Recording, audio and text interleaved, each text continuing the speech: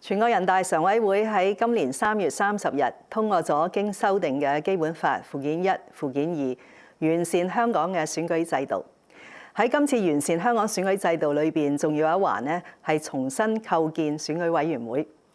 選舉委員會嘅功能將係除咗今日嘅提名選舉行政長官之外咧，亦都會通過選舉咧係產生日後立法會嘅40名議員，同埋提名所有想參加立法會選舉嘅候選人。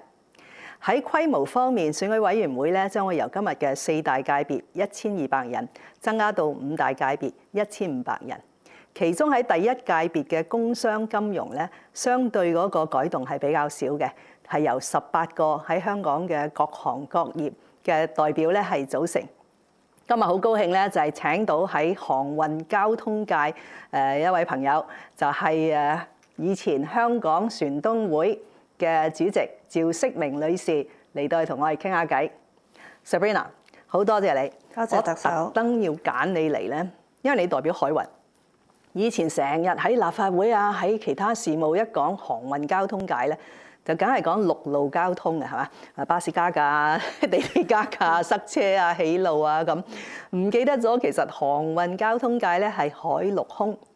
其實空嘅代表性係比較少嘅，因為已經有個好大嘅機場管理局啦，同埋航空公司嘅數目畢竟唔係好多嚇，我哋日常都好多接觸。但海運其實係香港起家嘅行業嚟嘅，冇錯。咁但係近年咧就好似比較少啲講啊。你同我哋講下你以前喺船東會啦，不但止香港、亞洲嘅船東會咧，都推咗好多嘅工作嚇。係啊，其實係咯，就好似我自己諗翻自己回想自己細個讀書，香港嘅起點都係因為我哋嘅深海港啦而開始。咁所以其實航運同香港嘅發展咧係一路係大家係與時並進嘅，大家係一路發展嘅。尤其是喺戰後2次大戰之後，當成個全世界嘅經濟要重新再重新起建嗰陣時咧，咁航運業都係好蓬勃嘅。咁尤其是60、70年代，咁就隨住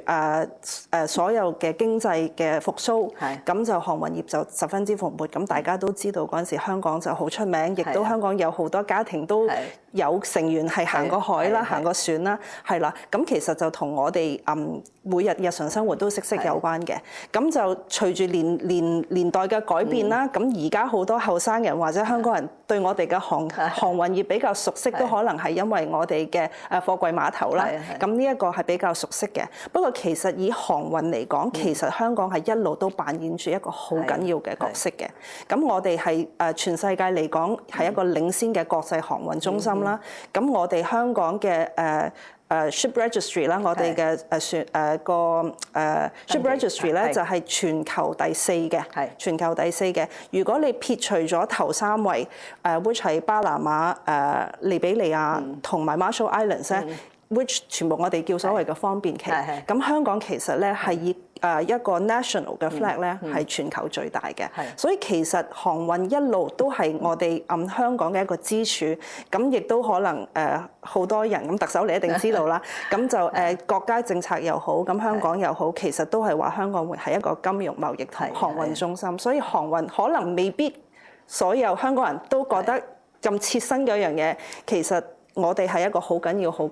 嘅行業，亦都係一個好 professional、好專業嘅一個行業咯。尤其是咧，香港其實地方咁細，我哋以前真係全世界第一嘛。當然而家因為咧周邊嘅競爭係多咗啦，我哋嘅成本又高咗啦，而家應該排到第8度啦。但係我哋曾經出過真係幾位國際級嘅船王。咁所以航運界咧，其實即係海運咧，係同香港嘅發展咧係息息相關嘅。不過近年咧，我哋就係政府都係好有決心咧，嚟到去打造航運業啊，maritime services。咁所以咧都出咗一啲新嘅政策啦，推動下我哋嘅海運業嘅發展啦，或者係保險啊、金融啊、註冊。咁為咗令到喺香港註冊嘅船隻攞到更加方便嘅服務咧，亦都第一次咧係喺一啲海外嘅辦事處，譬如上海啊、新加坡咧，都成立咗一個 Maritime Desk， 即係有專職嘅人咧去嗰度提供服務。咁所以我記得喺船東會慶祝60週年嗰一年啦，即係2017到2018年咧，都時常請我去參加活動啊，因為覺得呢個特首都幾支持海運業，咁所以呢個工作咧，我哋係會繼續做嘅嚇。咁我仲想問下你咧，你睇到其實嗰個人手點樣樣？因為成日就係話海運業已經後繼冇人啦，青黃不接啦咁。咁肯定唔係，因為我哋人口都冇咁多，係啦。咁亦都隨住成個經濟、成個城市嘅變遷咧，咁我哋而家都係向一個比較高端嘅服務行業行啦。咁而正好航運業咧，就係呢個 fit 咗喺呢一個高端嘅一個服務業入邊嘅，因為我哋對一個國際航運嘅視野，其實嗰個專長係好專嘅，係好專嘅。咁所以我哋係需要一大批有呢啲知識嘅人去培育出嚟，而去接到我哋需要嗰啲服務行業。頭先特首都講咗啦 ，insurance 啦。咁舊年through 立法會推出咗一個Maritime Leasing 嘅 bill 啦，咁呢啲都係需要啲好專業嘅一個知識。咁尤其是當 Maritime Leasing 係結合咗我哋兩大強項，係航運同埋金融。其實嚟緊個發展，再加埋我哋本身嗰個稅務優惠咧，其實嚟緊嘅發展係好大。咁所以其實我哋喺人才培養方面啊，咁都好希望，尤其是嚟緊大灣區啦，咁希望可以同大灣區嗰度結合，有好多Maritime Education 方面嘅啲嘢係可以去培養，咁就係希望有個航海商學院嘅成立，咁樣就希望有本身係有呢方面有興趣，同埋係呢方面可以有貢獻嘅人，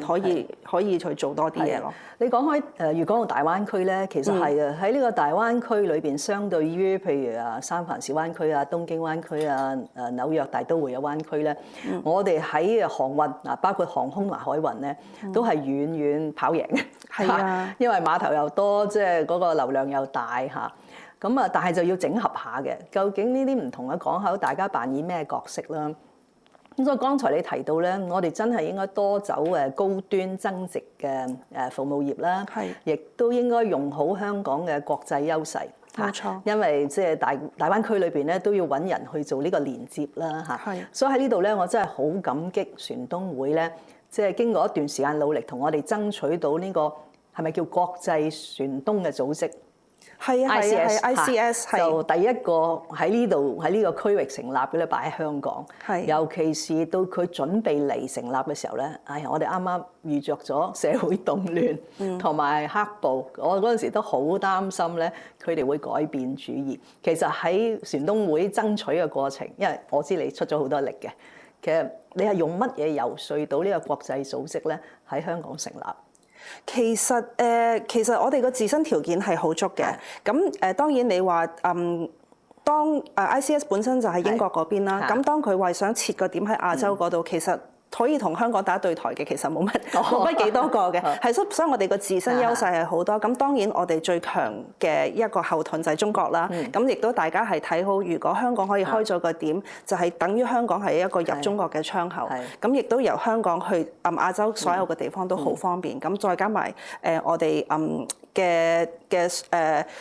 個 infrastructure 啦，所有嗰啲嘢都好方便咯。咁所以就當時其實 persuade 佢哋嚟，都唔係想象中咁難。咁或者特首我都同講個好消息俾你聽啊。咁其實有另外一個工會喺我哋航運業咧，就叫 BIMCO， 就係波羅的海國際海事組織。咁亦都幾個月前咧，就喺我哋個嘅 clause 嗰度咧，就加咗香港做係一個佢哋指定嘅一個arbitration centre。咁之前咧就係倫敦、紐約、新加坡，咁而家就加埋我哋香港上去。咁亦都講明咗，其實我哋香港嘅法治係好受到國際性嘅認同嘅。係啊，咪多謝你提出呢一點啊！其實尤其是我哋呢一屆政府咧，律政司司長推動仲裁